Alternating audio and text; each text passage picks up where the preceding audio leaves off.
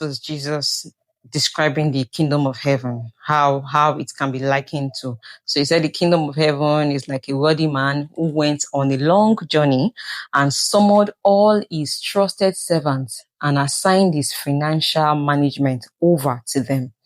Before he left on his journey, he entrusted a bag of 5,000 gold coins to one of his servants, to another a bag of 2,000 gold coins, and to the third a bag of 1,000 gold coins, each according to his ability to manage. We'll come back here.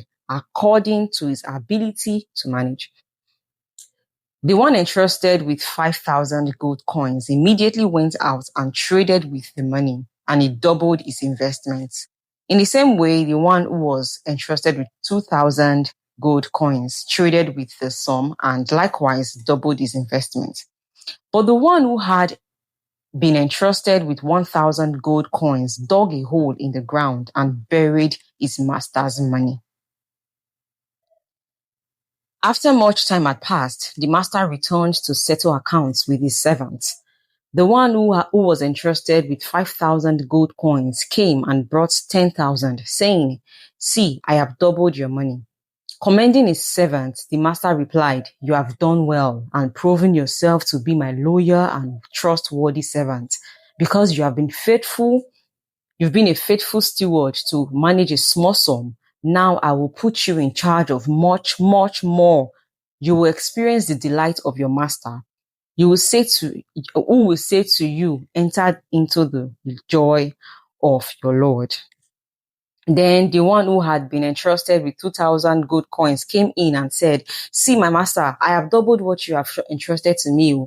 Commending his servant, the master replied, "You have done well and proven yourself to be my loyal and trustworthy servant. Because you were faithful to manage a small sum, now I will put you in charge of much, much more. You will experience the delight of your master, who will say to you, enter into the joy of your Lord." Then the one who had been entrusted with 1,000 gold coins came to his master and said, "Look, sir, I know that you are a hard man to please, and you are a shrewd and ruthless businessman who grows rich on the backs of others." Imagine the audacity, first of all. "I was afraid of you, so I went and hid your money and buried it in the ground. But here it is. Take it, it's yours."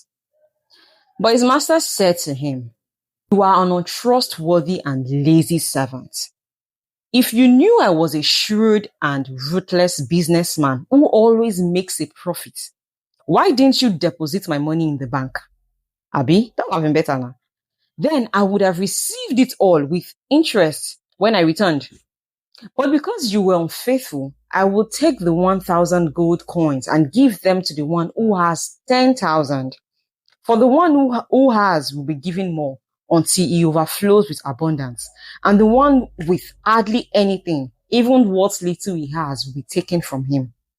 Then the master said to his other servants, "Now throw that good-for-nothing servant far away from me into the outer darkness, where there will be great misery and anguish."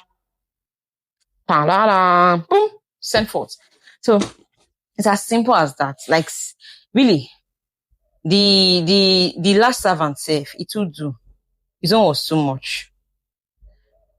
If he had even just said, "Sir, you know it's because of this thing," it would have been better. He had to come and now remind the man of how wicked and how he had to come and remind the man of how ruthless he was when it comes to business. You know what? This just, for me, what I see here is self-defense. Yeah.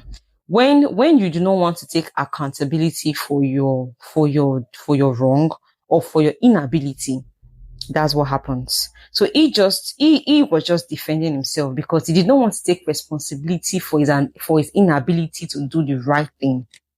The right thing to do was to invest.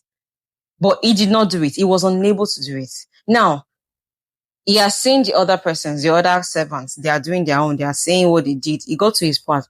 Not so he doesn't look as if he just sat down and not doing anything. I think that's why he had to bring up that excuse. So I just see that as self-defense, which is what we do a lot sometimes. Something might just happen in the office or in your place of work, and they ask a question. Your boss, maybe some other persons did excellent job, and your boss is commending them, and then gets to your table. Just simply say, oh, I couldn't do it. I did not know how to do it. Or I did not know how to go about it. No, but some of us do not do that. We go as far as saying, no, it's because of this one, this inability from here. We try to shift the excuse, the blame. So it doesn't seem like we are at fault. That's just what played here. Then I also saw a man that was scared. Fear is a killer of destiny. Fear does not allow you grow. Fear is an enemy to growth. So I see a man that was so scared. That's why he could not touch the money. Okay, so let's go back to where I said we would revisit. And to the third, a bag of 1,000 gold coins, each according to his ability to manage. So from there, you already see that the wealthy man already knew the strength of his servants. Otherwise, he would have given this man 5,000 or 6,000, but he gave him 1,000, and he gave each one according to their ability to manage. So I'm sure the wealthy man was not even expecting so much from the third servant, because he knew that the third servant does not have that ability to handle so much. But I also think that he did not expect it to be so poor. Like you heard him, I said, if you knew that I was a ruthless businessman, why didn't you just put it in the bank? At least there'll be interest for me. You will not give me the exact money I gave back to you. My money would grow. You understand? I think that was what happened to the man. Yes. So I would like to know what you learned from this story. What I learned is that when you're given a task, or when you're assigned a responsibility, and you're not able to carry it out, you should ask questions.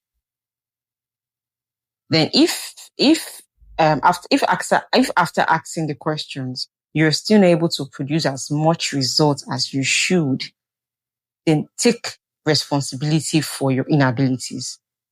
Don't begin to defend yourself. I think defending yourself makes matters worse. It would have been better if the man had just said, okay, I did not know what to do with the money, so I just kept it just to be on a safer side.